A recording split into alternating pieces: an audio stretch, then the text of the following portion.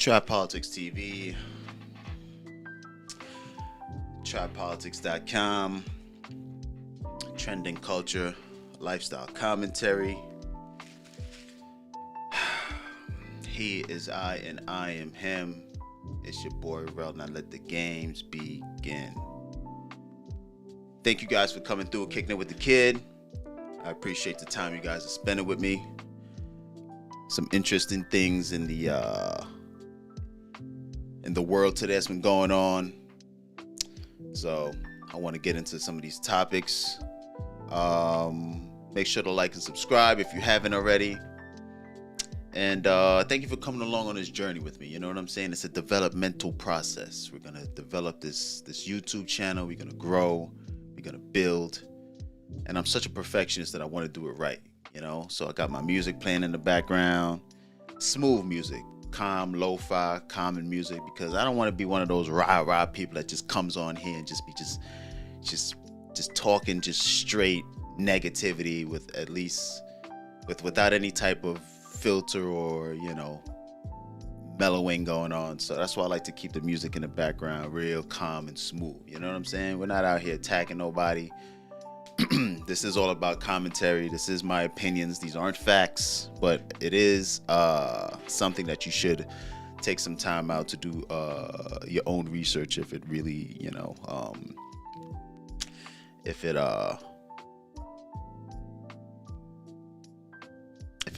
rings some bells or if it intrigues you.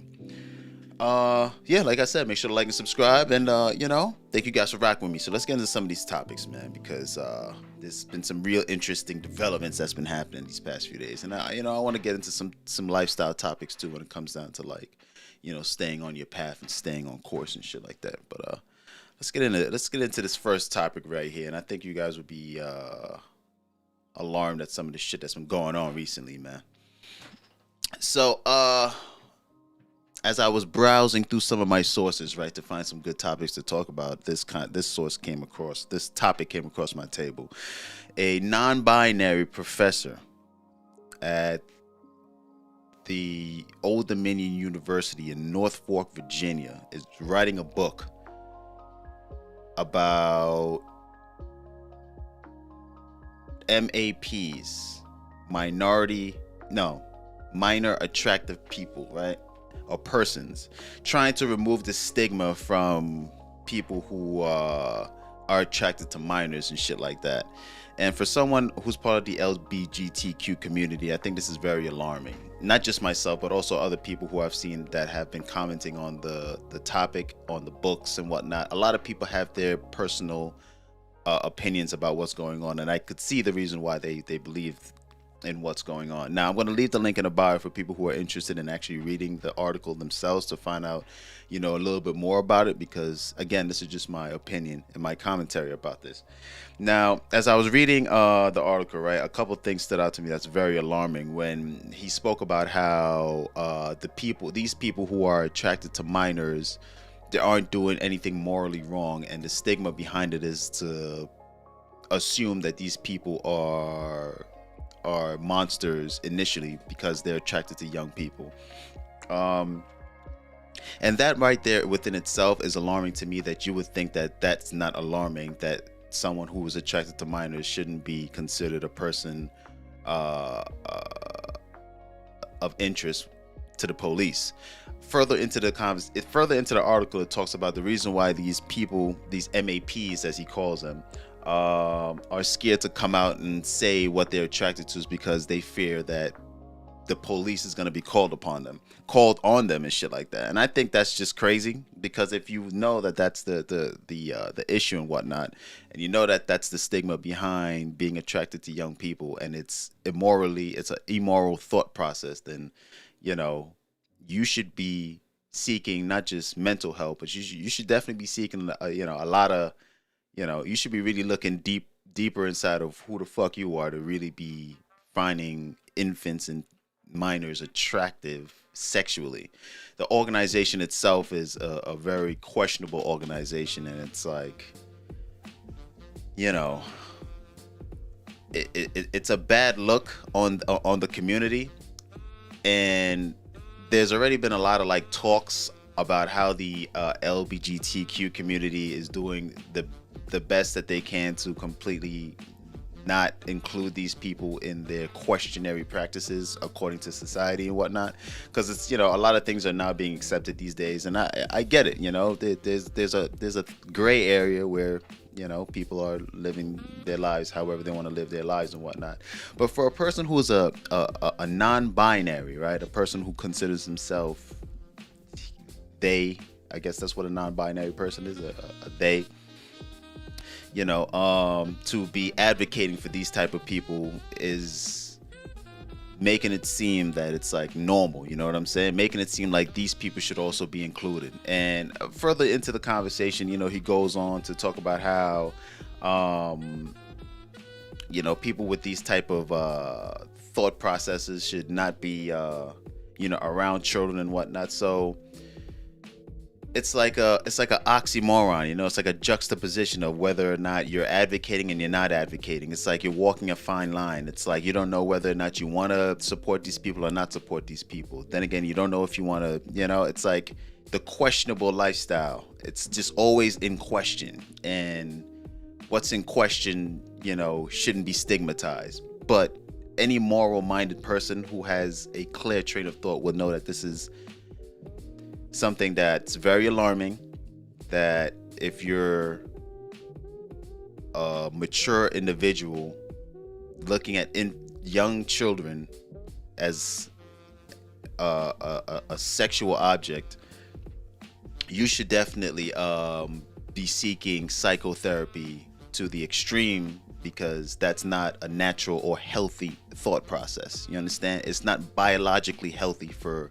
a grown person to be looking at an infant or a child in such a manner. And this unhealthy type of narrative that these people shouldn't be stigmatized or shouldn't be judged, it's very eroding to the morale of society, and himself should be questioned. You know, for the fact that you're a professor at a university, it's very alarming that these type of people are allowed to work in facilities where there is children, and be able to, I don't know, man. It's just I don't even know why the conversation should even be brought up. You know what I mean? I don't even know why these people are it's very I don't know, man. It's very alarming to me. Some of the comments, right, that I've been reading online, because these comments are fucking hilarious. They're not hilarious, but they're definitely alarming and whatnot, right? One commenter was like, now what the F is this foundation? A child protection organization combining an evidence-based approach to child abuse prevention with its commitment to human rights and sex positivity.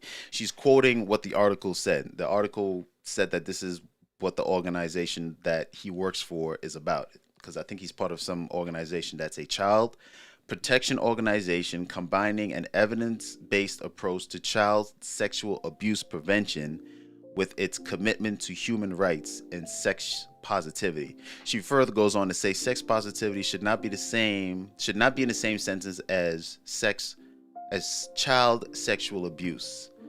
This is a sick organization, and she is disgusted, as well as I, you know, because this is some wild pedo shit. Sick. Anyways, moving on. MySpace is back. I don't know if you guys have been paying attention, but MySpace got a facelift. It's called Space Hey now. So I've been on there. I've been reaching out to a lot of influencers who's been signing up. I guess it's for the nostalgic feel. It's definitely very nostalgic. You could recreate your profile again and make it, you know, real 07, 06-ish, you know what I'm saying? 05-ish. A lot of people have already been on there creating some crazy looking profiles, and the nostalgia is back. I'm not gonna lie to you. I definitely had a good time just browsing around, seeing what the hell is going on. Literally the same format of MySpace is on this new platform called Space Hey. And if you guys get a chance to go over there and check it out, definitely make sure to follow the kid, because I think it's a good platform to probably be able to reach out to some influential people. I mean, already I've seen some pretty big names on there and whatnot that already started developing a following. So it might be a good place to reach out to certain people who are, just getting started and is open to opening the doors for new people who are always up on the new wave of things. Now, I think there might be new things that might be popping up with this new platform, which is like an old platform. I don't know what to really call it, but from what I heard, a lot of people have already been signing up and signing on. So you might be able to find a community there for you, man, that you could be able to build and grow with. I'm looking to build a community on there myself, most likely to promote my, my brand, my my train of thought and point of views on things, my commentary platform. So yeah, man, definitely check it out. Space Hey. I think Tom is on there too. If you remember Tom, your old buddy from back in the Hey, he's up in that motherfucker as well. Shout out to him. Yeah, man. I might even try to I wonder if they're gonna bring back the top fives. You know how back in the day you can make a top five, your top five people who you fuck with and shit. But I think the next big thing is to make it on your phone, to have it on your phone. Once it gets on your phone, it's a wrap. Now it might end up taking over again and put fucking Facebook in the back burner, because Facebook is gone. It's now Meta, and I don't know. They're doing all sorts of silly shit. Benny the Butcher. Congrats to Benny signing his deal to Def Jam. It's sort of bittersweet though, right? Because I question that whole motive. You know what I'm saying? Right now, the acting president of Def Jam is Snoop Dogg, and Snoop Dogg's whole motive is to bring New York rap back. Bring Def Jam back to a New York centric hip hop type of thing, and it's what does a West Coast motherfucker know about East Coast rap music? And I get it. Snoop Dogg is a legend and this, that, the third, and blah, blah, blah, or whatever. But it's you weren't part of that culture coming up. I can't even say that. You wasn't outside in New York though, when New York was really doing this thing with Mobb Deep and all that. There was that whole East Coast West Coast thing, and now he wants to be yeah, I'm about to bring the East Coast back on him. A West Coast nigga coming to the East talking about gonna bring the East Coast rap back. It's I don't know. It's very questionable. I believe it's all calculated though. Griselda and that whole movement on that side, they definitely know what they're doing. But the thing that bugs my mind though is that Griselda is signed to Shady, right? And now Benny, who's been an independent act with BSF, Black Soprano Family, is now signed to Def Jam. So it's going to be interesting to see what Griselda is going to do, because I'm pretty sure Griselda has an unwritten code of agreement or unwritten contract. I don't think Benny and Griselda have anything on paper, but Benny would always do whatever he needs to do with Griselda, because that's part of their branding as well too. I guess it's through Griselda that Benny is there, but when I looked up the information, it doesn't really show that Griselda is part of what's going on over there at Def Jam. So it's kind of questioning. There's a lot going on that side. Got some notes over here about it too, but it's just, I don't know. And plus, BSF is not even a label. BSF is a rap group. It consists of a bunch of other acts. When you look at Griselda has a headquarters and founded and CEOs and shit like that. BSF doesn't have any of that. BSF is just BSF is just a rap group according to Wikipedia. But then again, who knows what's going on in the back end? Who knows what the inner working, the inner sanctum is with this whole deal? I just hope though that this isn't a slave deal where Benny will be given all this money to push Tana Talk 4 when with all the hype and anticipation. It would have been probably best to run it. I don't know, man. I've never seen that transition to ever really work out, where they take the mixtape and then put it on a thing and then they push it, through a medium. It's I'm hoping for the best. I'm hoping that maybe Snoop Dogg does what he says and really bring Griselda and whatnot back onto the forefront, bring hip hop, New York hip hop back into the forefront. But why through Def Jam? You know what I'm saying? I always thought that going independent was the best way to make a lot of money and to really grow your brand and grow your following. But I guess, you know, the publishing and the connections and really getting into different parts of the world and yada yada yada, you know, you kind of need to play the game.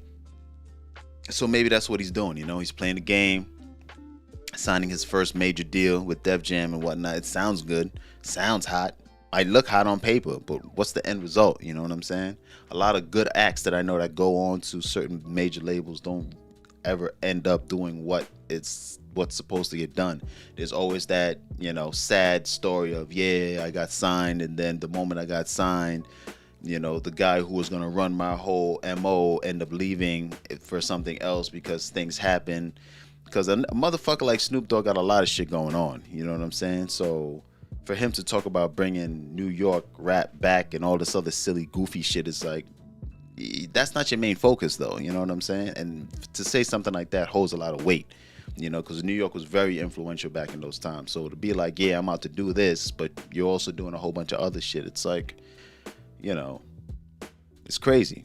His mom just recently passed, and he said the way that he keeps himself from grieving is to keep himself busy. So, you know, when you got your hands full, it's like, you know, you got a very influential act like Benny the Butcher. How are you really gonna run this play? I do hope that, you know, I do hope for the best for Benny, though. He does make great records, you know. Out of the three, I definitely favor, you know, it goes Conway, Benny, you know, then Westside. But to be honest with you, they all add, it's like the locks, you know what I'm saying? They all have their piece to the puzzle that really makes them a solidified group. So I definitely, you know, hope for the best for Benny, man. And once again, congrats. And, you know, yeah, I got my fingers crossed, you know what I'm saying? Hopefully no fuckery happens on that side. Now, focus, man. This is the lifestyle portion of what I want to talk about, man, because I think it's hard for people to stay focused these days. So much going on around in the world. Shit, a fucking tornado just came through and ripped through my neighborhood today. Shit was tossed all over the place. Fucking the internet got knocked out. But focus. How does one stay focused? What does it mean to be focused?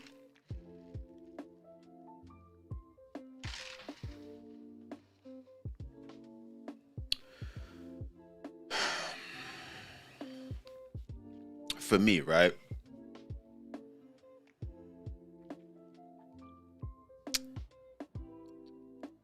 Remaining focused, man, means to like completely eliminate all distractions. And I hate to just say that in such a term where it's like, well, no shit, motherfucker. Of course it is to stay, you know, to stay on one path. But it's like, nah, it really means to really pinpoint a goal and to really stay on that shit, man. Because a lot of people will try to like deter you from your focus, man. A lot of people will throw bullshit into your way. It's like subtle things, you know what I'm saying? You ever put like a paper, like when you were young, you put that paper boat in the water, or you put something in the water, right, and you push it and it subtly is going in one direction, but if any little tap in any different direction, it'll completely change course. And if your goal is to reach from point A to point B and you have people trying to tap your direction very subtly, it could completely change your whole course, right? And that's my whole thing. It's like sometimes you got to watch out for people who subtly try to change your course, and you may not notice it in the time, but it's like even sometimes yourself. There's three things you have to really watch out for when it comes down to staying focused, right? You got to watch out for friends, you got to watch out for family, and you got to even watch out for yourself. You know, you got to watch yourself and what it is that you do and how you shift and how you pivot sometimes. As I continue to focus on growing this YouTube channel, continue to grow my marketing understanding on how to get to the right audience and to be able to deliver the message that could be digested well. I do notice though that there's a lot of things that happen along the way that try to shift my focus. I used to make music back in the day. You know, a lot of people around me who I was influential to are trying to shift my focus back into making music and beats and shit like that. And I'm not with that shit. You know what I'm saying? I'm trying to stay focused on building this, marketing this, and growing this. What's up, Dawn? What's happening? Thanks for stopping through and kicking it with the kid. I see you over there, Dawn. I see you. I see you.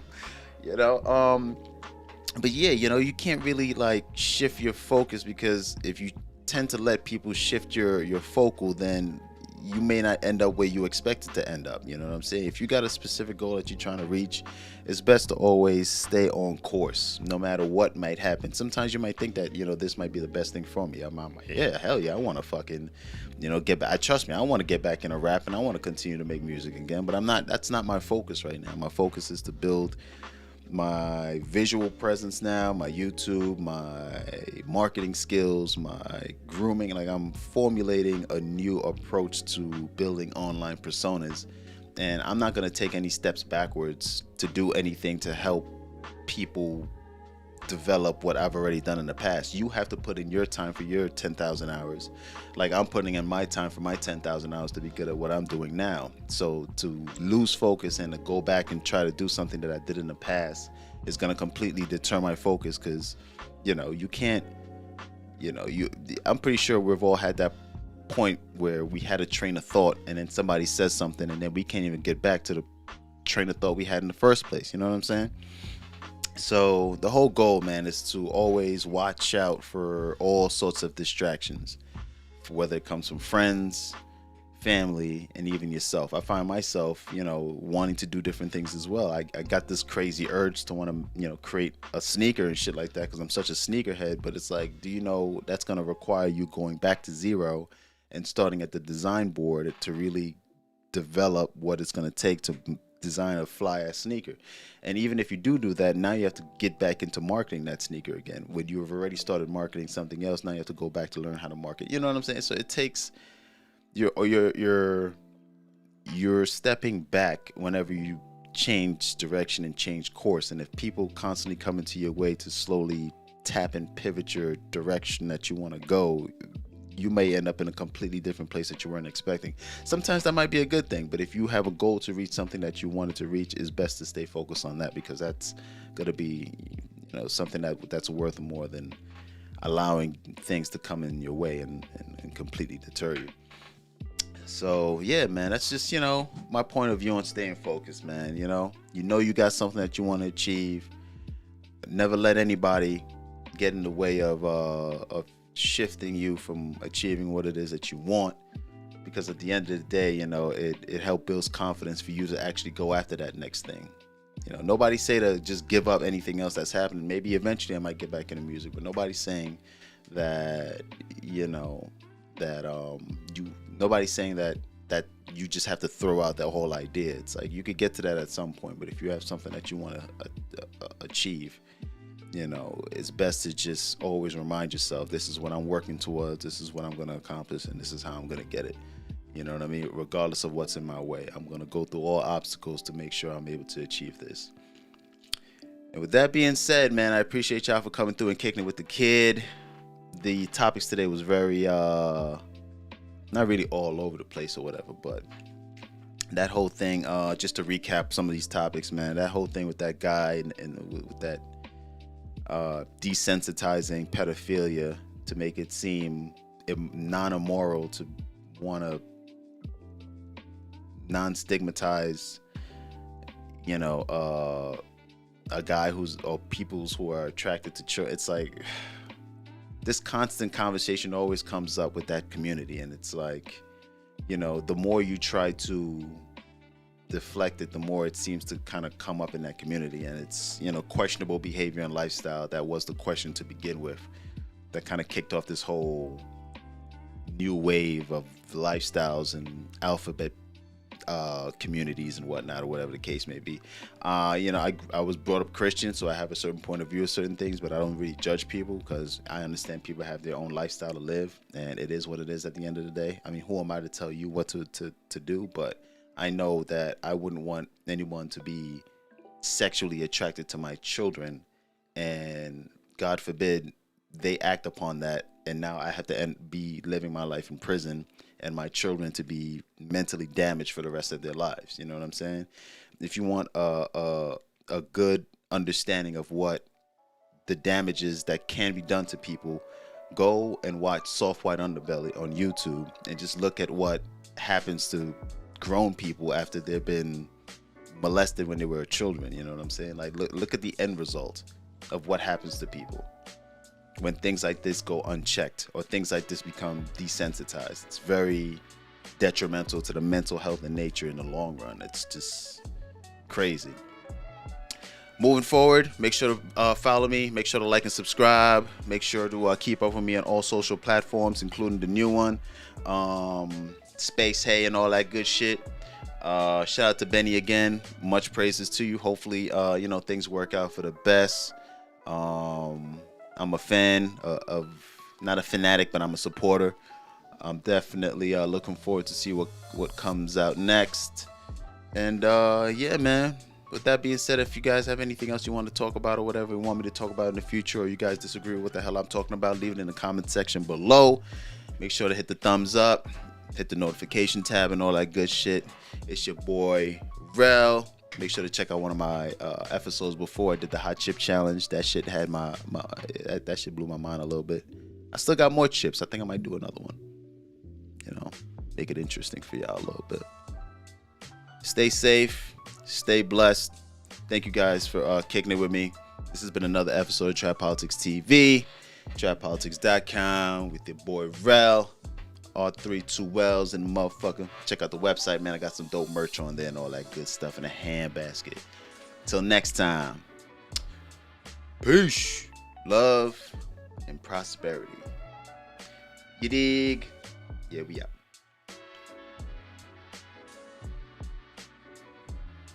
Yeah, that whole pedophile shit was crazy, man. I don't know what the fuck I was thinking. I think it's bugged the fuck out. Somebody should whoop that motherfucker's ass, man. It's crazy. The fuck? Crazy world we're living in, man.